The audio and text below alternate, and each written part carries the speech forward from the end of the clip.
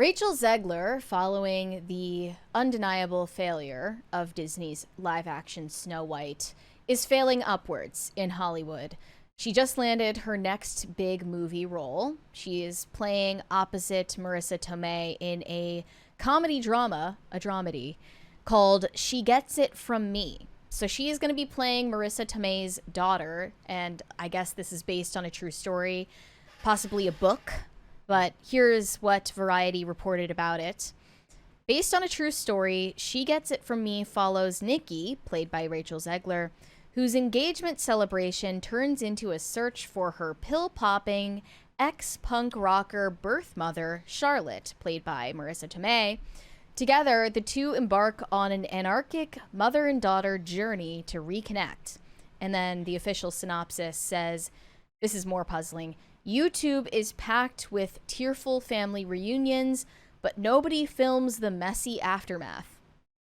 I don't have a clue why you would mention YouTube in the film synopsis, but maybe whatever. it's going to be a YouTube Red movie. Like, is this YouTube supposed Red? to be about, like, Nikki being a YouTuber, or what? Like, Yeah. is Rachel Zegler playing a YouTuber And whose then mom finds is out her this, mom like, is a rock washed-up star. rock star? Oh, and then she's going to have to deal with Nepo baby comments. That'll be bad. Yeah, and then the director is Julia Von Hines. Have you Not heard somebody of I'd this heard person? of. Not I hadn't somebody heard of her or anything else she has directed before, but they're currently shopping this movie around and seeing which studio will pick it up. It's kind of like a game of hot potato, though, because Rachel Zegler's reputation is so trash. Yeah, right well, now. I mean, this is going to be a streaming movie. This will go straight to streaming, and maybe she will find her niche as like a theater performer who does well on streaming. Maybe that's her future.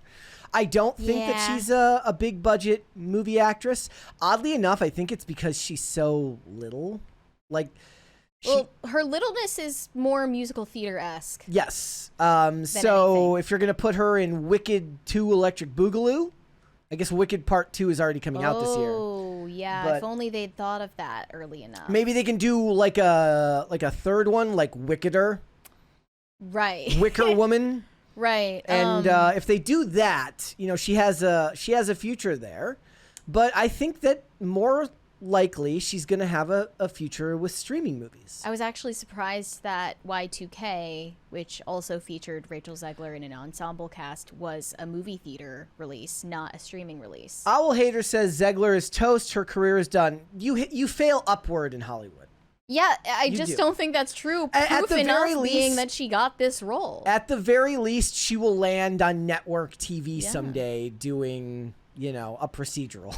Even that is unlikely. I see her remaining relatively successful as, like, what would we say, a C-lister for the time going forward. She will end up right behind Millie Bobby Brown, who ends up right Yeah. behind Jenna Ortega and Sydney Sweeney. They had a lot of praise for her as well. One producer said Rachel Zegler always brings a brilliant depth and humanity to her roles, and we're so excited for her to continue to showcase her versatility and humor as an actress. Well, remember, she did solve all the kingdom's problems in Snow White by basically being like a really decent middle manager who knew her employees' names. I mean, her versatility, in my opinion, starts and ends with her ability to sing, and Yep. that's pretty much it. But it is a case of failing upwards, and I think it's going to continue that way.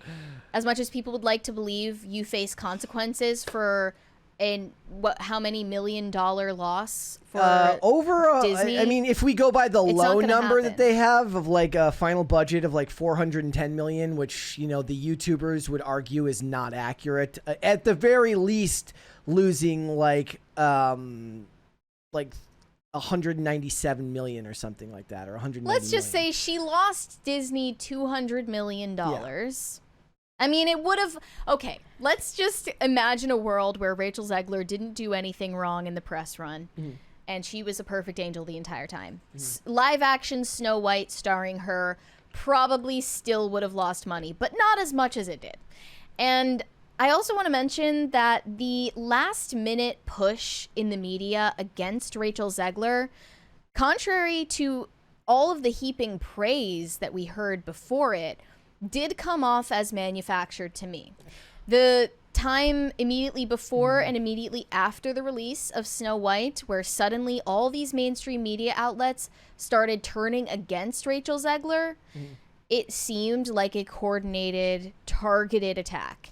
And I'm not saying I feel bad for her, but I'm saying we can't just assume that there wasn't some sort of collusion on that based on the fact that she is openly and vocally pro-Palestine, and the majority of executives in Hollywood and in the media outlets like Variety, they happen to be Zionists. I will say that I was wrong. I thought that so if you guys don't know, they banned Snow White in Lebanon. They did.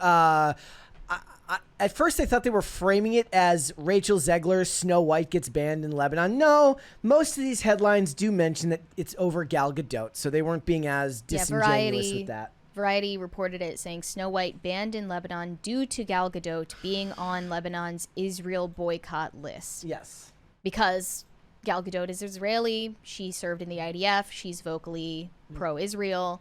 And they were, I believe, this is just my opinion, I think the media was trying to pit Rachel Zegler and Gal Gadot against each other more than they already were in reality. Yeah. Like, they probably never talked about Israel in person. They just knew that they disagreed with it. That's too disagreed bad. with each other on it and never addressed it. They could have made for some great social media content of like one playing the heel and one playing the baby face on social media, like taking swipes back and forth. That but would have since they ended actually badly don't for like each other, everyone. but since they actually don't like each other, I'm sure that that wouldn't have worked.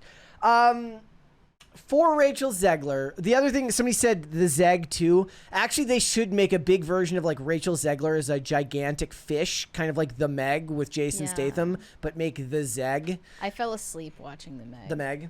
Yeah. I think she will have a perfectly like respectable career on streaming. And that's because there is money to go around on streaming. They're gonna, and it's not like they're gonna stop making this endless slop that comes out on every streaming service every day. Yeah. I was just like looking at some new Amazon streaming show starring like one of the dudes from Supernatural, and they're like, "Is it gonna be as big as these other shows?" I'm like, I don't even know what this is. There's no shortage of slop to go around. And she will be making the slop, I am sure, the entire time. The difference is, what you can wonder is that the slop for streaming doesn't get the media push that big budget movies, so she can continue to talk about whatever she wants. Yeah, which kind of just means there's more content for us. Yeah, it's never going to give us anything Thanks, Rachel to Zegler. stop talking about. We were joking about going this around. earlier. It's just like she busts in the door back into Hollywood. She's like, I'm back. Like, I'm back, bitches. Ready to slay. Well, like literally the characters nothing like can keep her down.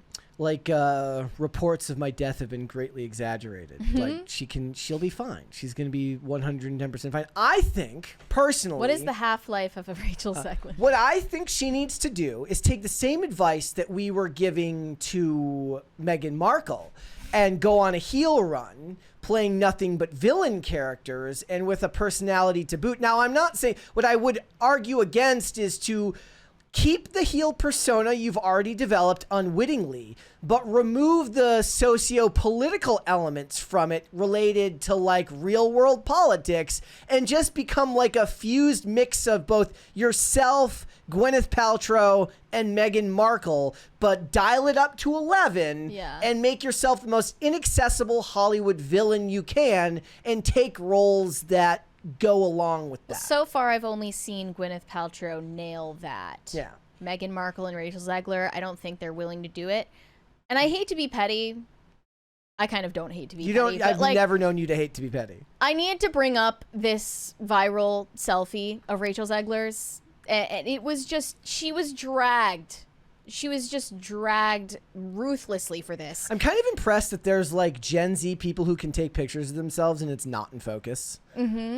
Well, she posted this on Instagram, and then the caption says, Rachel Zegler looks beautiful in new selfie, which is supposed to be subjective opinion, but every reply was just raking her over the coals. And like, I think she's attractive, for the record.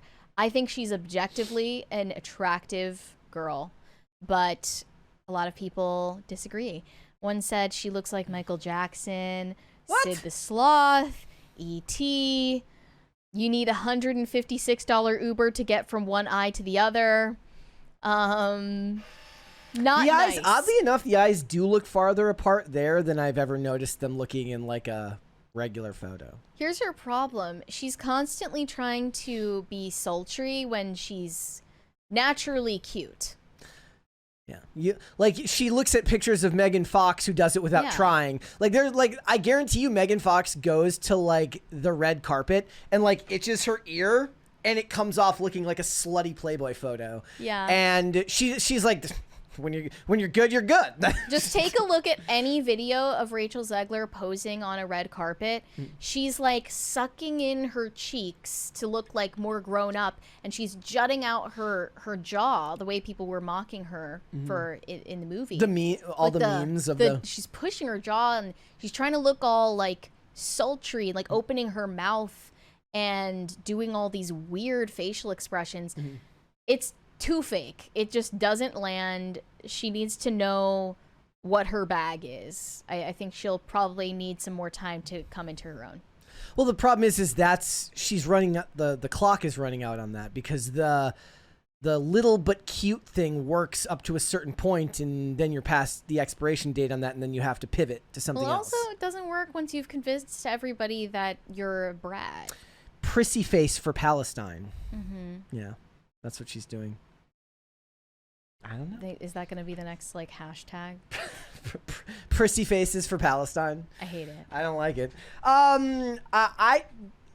This is good. So he says Brett criticized her eyes. No, I said that they looked farther apart in that photo than I've ever noticed them looking. Trust me, like I've always said, if you put my eyes and Anya Taylor-Joy's eyes together, it would create eyes that are perfectly centered, because my eyes are too close together and Anya Taylor-Joy's eyes are far apart. But it works. The other thing is about Hollywood is they love interesting faces. It's not about necessarily yes, conventional attractiveness matters, but a lot of the times it's not just about being conventionally attractive. It's about having a unique face that works for specific types of roles. Like there's a reason why, like Cillian Murphy, people can talk about his level of attractiveness, and I think he's a handsome dude in his own right, in his own way, and it's because he's got those unique eyes. Right? Yeah. It's his own look, but he's not the same thing as most of the male actors in Hollywood. But like I always said, if you want a great villain for your movie, he's an easy casting choice because he gives villain with his face. In a matter of personal preference, I like the distance between Rachel Zegler's eyes. And you said the same about Anya Taylor-Joy. Fight me on it. Yeah, I think it's a cute trait. Yeah. Prey eyes. That's what they're called. What is it called? Prey eyes. Instead of having predator eyes. I think that she has a unique enough look, on top of the fact that she can sing, that she's going to have a very long career. And maybe what'll end up happening is there'll be a market for streaming musicals. In that case, she would have that market locked down. Definitely. Thanks for watching. Listen to full episodes of Pop Culture Crisis on Spotify. Keep up with us on social media and make sure you subscribe and ring that bell so you never miss the show. Bye, guys.